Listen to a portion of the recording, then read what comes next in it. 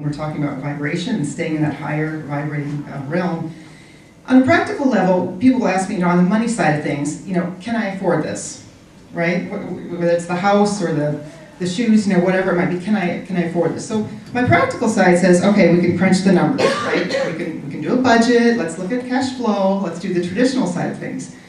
But the non-traditional side of money is going to say, okay, how can we look at this from a vibrational standpoint, this purchase or whatever it is we want to spend money on? And so the example I like to use is a purse, okay? Let's say you're looking at this $300 purse and you absolutely love it. And you're saying, okay, I really want this. And so again, we can crunch the numbers, can you afford it or not? Or, what's this going to do for you vibrationally if you buy this purse? And you really got to know yourself to know where this is going to go, because on the short term, yes, every time I see this purse, I'm out with it, and I've got it on me. I just feel different. Where's it going to keep us in the long term? In the short term, okay, we're going to love the purse, right? It lasts for a few weeks, and then we get the Visa bill.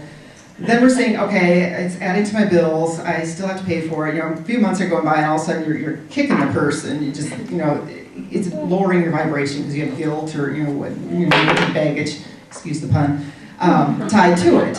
And so with that, and so that's where I'm making a lot of decisions, and I tell people to make decisions these days is based on what's going to keep you sustained at for the longer term at a higher vibration. If that purse is just going to keep you going for a long time, get it.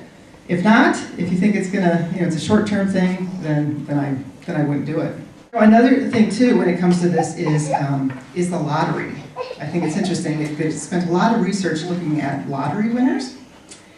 And it is said that those who have won the lottery, within 5 years, the vast majority, well over 90% of lottery winners, end up back in the same financial position that they were before they ever won. And can you imagine why that is?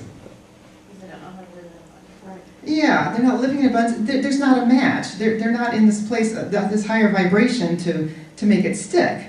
And again, there's universal laws out there. Again, one is this law of vibration, law of attraction, like attracts like. And so if you're not in this place of abundant thinking up here, you can have all the money in the world, it'll come, but it's not going to stick. It'll go back out. So I think it's a very interesting piece of proof that we have out there on how that works. So we've got think wealthy thoughts. We've got vibration, lift your vibration. And the third one is to flow. With the flow, what that means is, if you look at the word currency, current means to flow, right? NC means continuously. So flow, energetically we're talking here.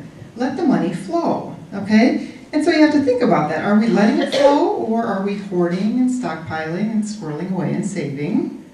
What's the balance there with that? I like to tell a story of a teacher of mine, Bob Proctor. Has anyone heard of Bob Proctor? Before, he was featured in The Secret. He tells a great story that I'll never forget, because his right-hand person who he mentors, his name is Paul.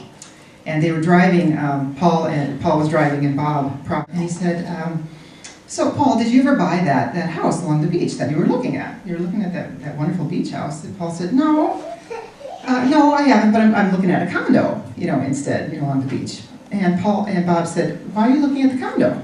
You had your sights set on that house. And Paul said, well, the house is more money, and so that's why I'm looking at the condo. But he said, now that I think about it, he said, I do have some money, put aside in a retirement account. And Bob said, what did you say? And he said, well, I've got some money put away in a retirement account that I could use. And Bob said, pull over the car. So Paul did that, and Bob said, are you trying to tell me that you have one of these accounts that you put money away every month, and your employer matches it and puts money away every month? And Paul said, yes, it's called a 401k account. That's what we do. We're saving for retirement. Bob was livid, and he said, do you know what you are psychically or energetically putting out there by setting up that kind of account? He said, you are squirreling away, you are hoarding, you are saving all this money, because you're putting out there this message out to the universe that I'm not going to have any money coming in my retirement years, when I'm in my 60s or whatever that age is. His point is multiple streams of income.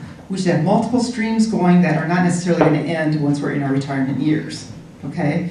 A lot of us have one, maybe two sources, A lot of people are working at jobs where on the treadmill, like the gerbils, working at work we don't necessarily even like or enjoy, but we're doing it, we're working hard because we get benefits and then we get to save our money, so hopefully when we're in our 60s or whatever that age is, we can finally retire, and hopefully there's a few years left where we can golf a little bit and then we're going to die, and that's it.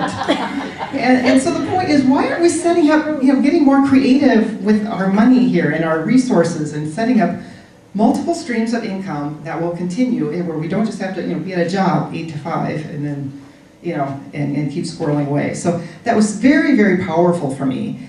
And again, coming from being a financial planner myself, and so everyone, stop saving, stop the 401k, stop saving. I can tell you, I'm not there. Personally, I'm not there where I'm at that, what I would call level of awareness, where I'm at that point. But there is certainly a good message there, I think, for us to think about, with our money and our savings. And do we want to be squirreling away and hoarding kind of in the sense of fear? Or can we trust that the money will continue to flow in later years? The next step that I would talk about, and that is to give. To give. That is so big. I think that's huge. And I think it's easy for us oftentimes to say, but I don't have anything, I don't have it. But once I have more, then I'll give. My point would be, well, what better way to prove that you have anything than by giving it? There's your proof that you do have something. My family spent a couple months in India last fall, and there's a game you can play. I call it a game. Again, this is a technique if you want to get out of this scarcity mode and more into the abundant mode, and that is you play the comparison game. I mean, if we're sitting here thinking our values or whatever it is that are going down, we all know, visit some of these countries where there's just not much there. If we've got more than one pairs of shoes, and the clothing we have, we are very, very wealthy, what we have going on there. So that's a game you can play, or an exercise if that helps you, raise the vibration and get out of the mode of lack, is to give. Very, very powerful. There is this show, Lifestyles of the Rich and Famous. And he did a show, and I remember watching it. He did a show on Vatican City. And what he did, he researched, all of the wealth that's buried or, hidden below the Vatican City. And there's all kinds of treasures there. There's all kinds of stuff. And he came up with that if all of those treasures that are buried beneath there, if all of those were distributed amongst all of the 6 billion plus people on the planet, every single person on the planet would be a billionaire. But the point that I take from that is distribution. That's also the big thing that I took away from India, when I saw how much we have. This planet is so rich of resources and water, and then when you look at certain pockets of the planet, and there isn't anything. So I don't think the issue is we don't have enough. There's more than enough. I think distribution, which gets back to flow and giving, is where it's at. So the next step in shifting from our state of lack or scarcity over to abundance is to create. And I love this one because this is such a big one for me, to create. And this is the one that I'm really, really working on. When we talk about create, we're talking about expressing and expanding who we are.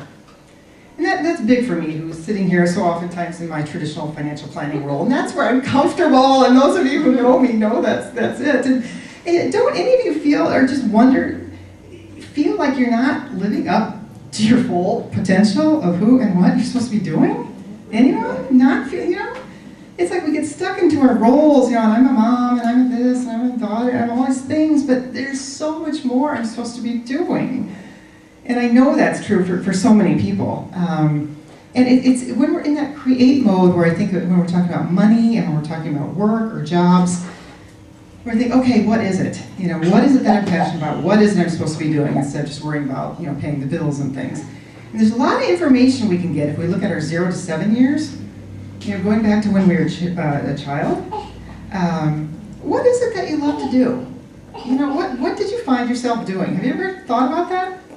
What you did as a kid, where, before you got kind of mucked up with what you're supposed to be doing and, what mom and dad want you to do and stuff. But what was it you loved doing? Was it building? Painting, singing? I would encourage you to do some work there. And psychologists, psychiatrists, do that all the time too, looking at those early formative years, because it is said what we were doing at those ages is naturally what's in our blueprint for what we could be doing now.